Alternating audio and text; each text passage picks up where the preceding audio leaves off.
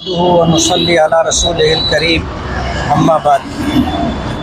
آج بتاریخ 6 اکتوبر 2024 بمبئی مہاراشٹر کے کیپٹل میں حج ہاؤس کے اندر آئندہ ٹرم کے لیے انتخابی اجلاس تھا۔ اس اجلاس میں تمام تر کارروائی جاری رکھتے ہوئے یہ بات کہی گئی، انتخاب کا نام پیش ہونے سے پہلے میں نے چاہا کہ میں اپنی کچھ بات رکھوں، تو مجھے دستور بتا کر کے کہنے سے روکا گیا کہ انتخابی مجلس میں کسی کو تقریر کرنے کی اجازت نہیں۔ اور اس کے بعد یہ بات کہی گئی، جب نام پیش ہوا 3 نام آئے تو میرے نام کے متعلق یہ بات کہی گئی کہ صدر محترم کی پسند یہ ہے کہ کوئی سیاسی شخص ہماری جماعت کا صدر نہ بنے۔ ظاہر بات ہے یہ چیز دستور میں نہیں ہے۔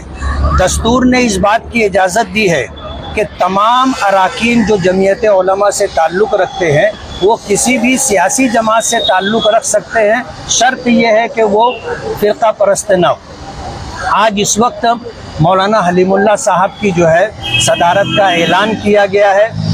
میں یہ بات بہت وضاحت کے ساتھ کہنا چاہتا ہوں کہ ہماری جماعت کے جو کارگزار صدر تھے حافظ مسعود صاحب، اور نائب صدر میں ڈاکٹر عبد المنان صاحب اور حافظ ذاکر صاحب، یہ ہر ورکنگ کمیٹی میں رہتے ہیں۔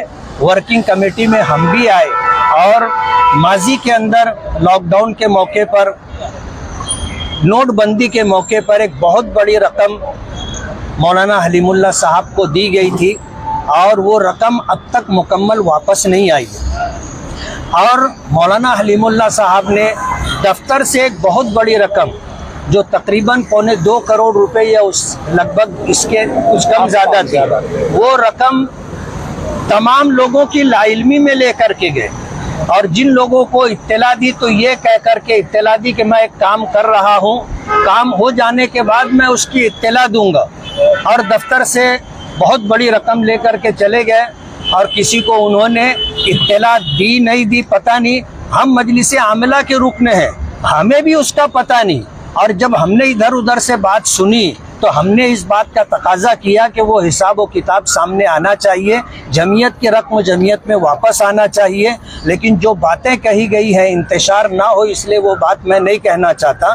مولانا حلیم اللہ صاحب پر مالیات کے سلسلے میں شکوک و شبہات ہے، اور پورے مہاراشٹر کے اندر، بلکہ یوں کہنا چاہیے کہ سوشل میڈیا کے ذریعے پوری دنیا میں یہ بات جا چکی ہے۔ آج اس آدمی کو اگر صدر بنایا گیا ہے تو یہ غیر دستوری ہے۔ ہمارے دستور میں یہ بات ہے کہ مالیات کے سلسلے میں جو آدمی مشتبہ ہو، مشکوک ہو، گنہگار ہو، اس کو جمعیت کا کوئی عہدہ نہیں دیا جائے گا۔ آج مولانا حلیم اللہ صاحب کو جو عہدہ دیا گیا ہے، میں یہ مانتا ہوں کہ مالیات کے سلسلے میں جو باتیں ہیں اس کا تصفیہ کیے بغیر اور حساب و کتاب مکمل دیے بغیر ان کا انتخاب غیر دستوری ہے۔ صحیح ہے، برابر ہے۔